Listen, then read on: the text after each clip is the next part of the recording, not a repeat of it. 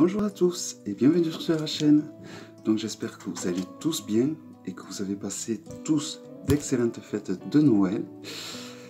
Et donc dans cette vidéo, je vais vous présenter un très joli tarot haut en couleur. Il s'agit du Unicorn Tarot. Donc il arrive dans une boîte en dur.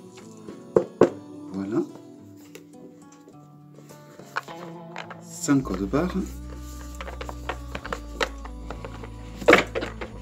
Hop. Donc la boîte est un peu grande et donc les cartes, les arcanes se baladent un peu à l'intérieur. Moi c'est un plus pour moi parce que j'aime bien mettre des pierres pour accompagner mes jeux. Mais ceux qui aiment avoir les jeux vraiment bien emballés dans la boîte, là c'est loupé. Alors il est livré avec un guidebook. Un guidebook ma foi qui est tout en anglais évidemment. Et donc où toutes les arcanes sont expliquées. Donc par exemple, vous avez autant d'explications pour les mineurs que pour les majeurs. Donc voici par exemple pour des explications pour les premières majeures. Voilà. Et voici des explications pour les mineurs. Voilà, vous voyez à peu près exactement les mêmes explications. Bon, après c'est entièrement en anglais, mais il possède tout de même pas mal de pages, j'ai l'impression. Il n'y a pas écrit le nombre de pages, mais bon, il est quand même assez épais hein, pour un guidebook. Il n'y a pas des tirages il n'y en a pas qui sont proposés, donc bon, ça sera à vous de reproduire les tirages que vous connaissez déjà et de les adapter à ce jeu. Voilà, donc je ne m'étends pas davantage sur le guidebook, il a la couverture en couleur, et vous avez la créatrice, donc si vous voulez faire pause et la contacter pour commander ce jeu, n'hésitez pas, sinon il se trouve sur le site Etsy.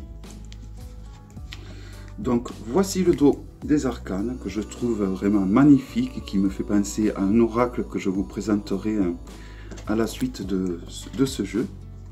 Les cartes sont d'excellente qualité. Si on le compare à un Grimaud, elles sont plus larges et de la même hauteur, vous voyez. Et donc c'est parti pour la présentation. Donc il faut savoir, donc pour chaque arcane, vous avez une correspondance astrologique ou planétaire qui est en bas, ici. Là, vous avez donc le numéro de l'arcane et là, donc, le nom de l'arcane. Donc là, en l'occurrence, le fou. Donc ce que j'aime bien, alors c'est des cartes qui sont pas mates, hein, elles sont lisses, mais le fait qu'elles soient... Donc il y a un cadre qui n'est pas du tout dérangeant, je trouve. Ça donne un côté un peu vintage, même, la couleur.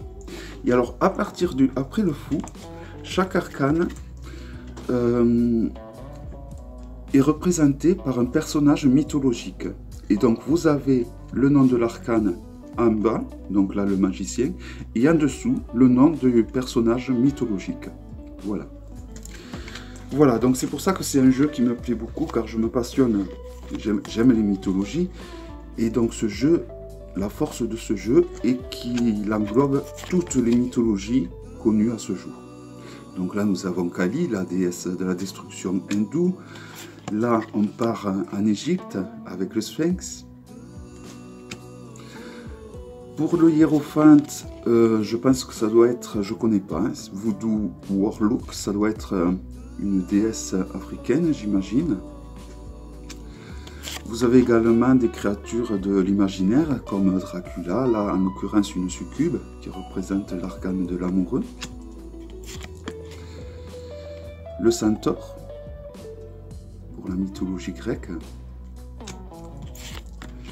Donc vous avez le numéro de l'arcane en haut, et vous avez le numéro donc, de l'arcane en haut en chiffre romain, vous l'avez en bas en chiffre traditionnel, en chiffre arabe. Et là, vous avez donc la correspondance astrologique ou planétaire. Là, en l'occurrence, il s'agit donc de l'as de justice qui est représenté par une Valkyrie. de la mythologie nordique. Le Yéti pour l'ermite. Les inquisiteurs pour la roue de la fortune. Voilà, je trouve que c'est un jeu, alors certaines n'aimeront pas ce style de dessin, mais moi c'est, voilà, je trouve la diversité des personnages qui sont sur ce jeu en fait qui m'a de suite parlé. Et puis j'avais un oracle depuis quelque temps sous la main, et je cherchais un tarot pour l'utiliser, cet oracle, et quand j'ai vu ce tarot, je me suis dit, il ira très bien avec cet oracle. Je pense que certains d'entre vous, peut-être, ceux qui ont déjà cet oracle, c'est un oracle qui a pratiquement le même dos que celui-ci. Donc c'est un oracle qui a été fait par une youtubeuse. Je n'en dis pas plus, vous verrez à la fin de cette vidéo. Certains d'entre vous ont peut-être déjà deviné de quel oracle il s'agit. Donc pour le soleil, on a choisi le phénix. Je trouve que les choix en plus des personnages mythologique ou fantastique est bien choisi. Donc Cerbère qui est le chien de l'enfer, donc aussi c'est pas mal choisi. Le monde. Et là on commence donc avec la série des coupes. Donc en haut vous avez une coupe qui est dessinée, bon il faut la deviner, mais voilà. C'est quand même écrit en bas, donc même pour les arcanes mineurs, vous voyez, c'est des personnages mythologiques, et vous avez donc le nom, en plus du nom traditionnel de l'arcane mineur, vous avez le nom donc du personnage mythologique qu'il est dessiné donc sur l'arcane en question. Donc il faut savoir que c'est pas un jeu qui est excessivement cher pour un tarot auto-édité. Car maintenant, les tarots auto-édités, il faut compter un minimum de 50 €. Celui-là, il est, je crois, dans une trentaine d'euros, il me semble. Bon, on me l'a offert pour la Noël. Mais voilà, il est entre 30 et 35 €, je crois. Pas tout à fait 35 €. Et il est vendu en Europe. Donc, du coup, il n'a pas des frais de port aberrants, comme c'est souvent le cas.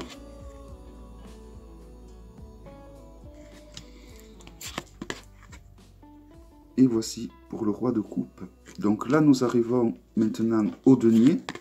Pareil, nous avons donc 3 deniers en haut que l'on reconnaît avec une mandragore.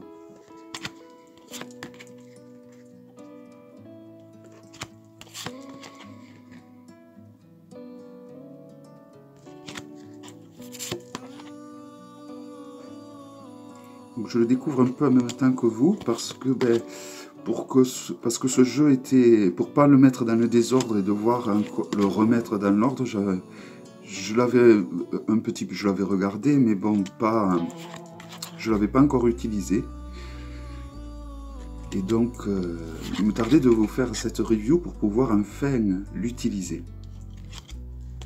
Donc, en plus de rajouter les significations traditionnelles des arcanes du tarot, vous pouvez également influencer l'arcane du tarot par la créature qu'il y a dessinée dessus, si vous la connaissez, bien évidemment. Après, rien ne vous empêche de faire des recherches sur la créature en question.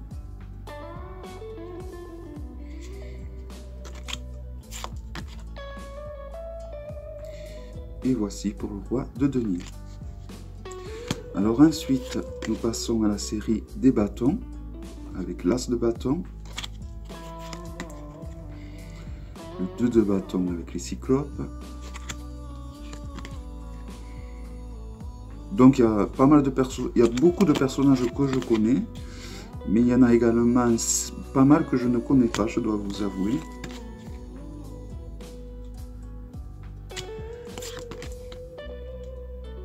Voilà, ce qui m'a attiré dans ce jeu, c'est le fait que chaque arcane est relié à un personnage, on va dire, mythologique ou fantastique. Et c'est que, voilà, comme je vous dis, c'est un jeu haut en couleur, je trouve. Et j'avais pas encore vraiment des jeux qui explosaient de couleurs comme ça. Et donc du coup, et en plus il va très bien avec l'oracle que je vais vous présenter.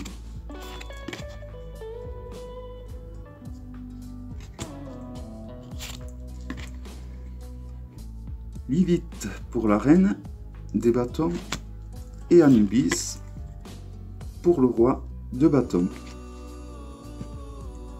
Alors là, nous passons au personnage à la série des épées. Donc on reconnaît de suite les séries en mots. Hein. Il y a le symbole des épées tout à fait en mots.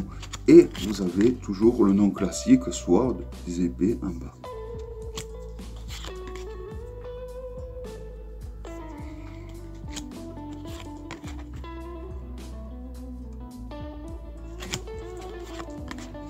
Voilà, j'adore vraiment. Et pourtant, ce n'est pas le genre de dessin que j'apprécie à la base. Hein. Mais comme quoi, on change d'avis.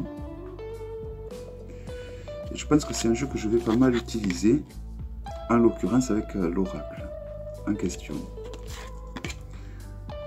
Les personnages de cours avec le page.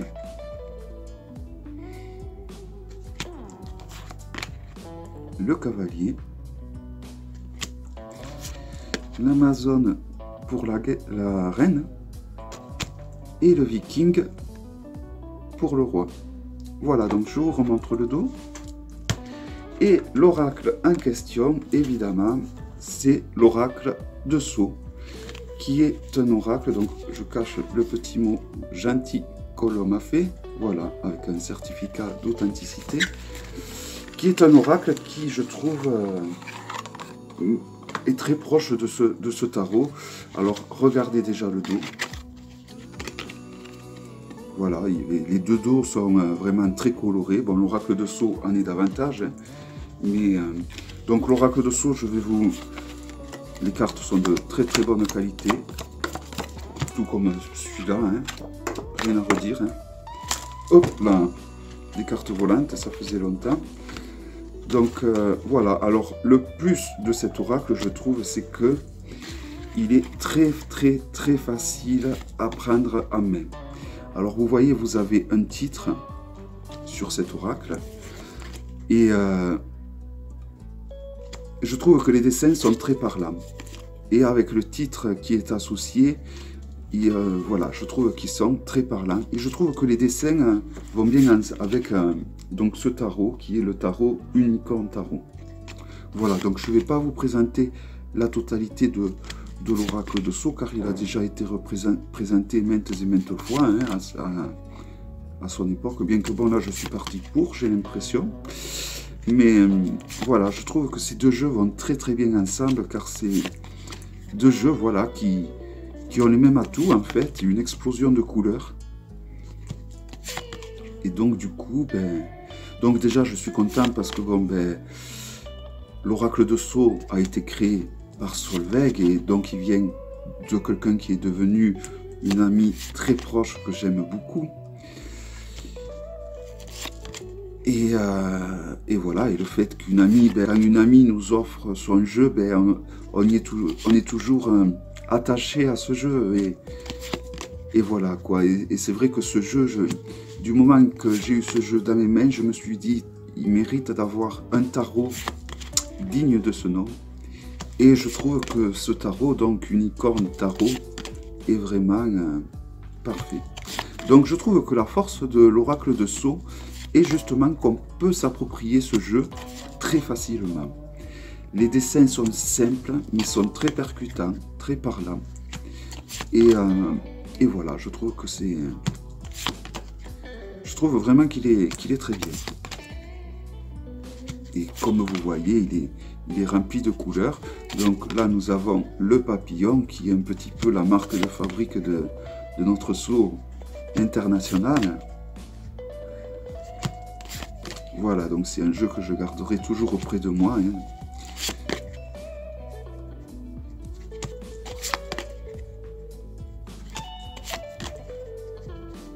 Voilà, donc du coup, je crois que je suis parti pour vous présenter la totalité des cartes de ce jeu. Ça risque d'être une vidéo lourde, mais du coup, je fais assez vite, sinon la vidéo va être trop lourde à charger.